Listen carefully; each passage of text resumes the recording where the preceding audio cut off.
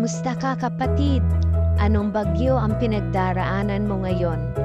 Ang bagyo ay sumisimbolo sa mga pagsubok, kahirapang emosyonal, pisikal, mental at espiritual. Salamat sa salita ng Panginoong ito. Tapat siya na Diyos na nangako sa iyo.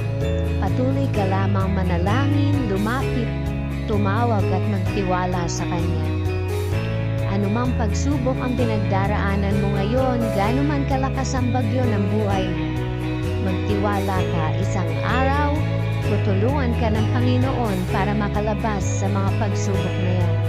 Pahihintuin niya ang mga bagyo ng iyong buhay at magpapasalamat at magpupuri sa Diyos na siyang tumutulong at gagabay sa iyo sa araw-araw.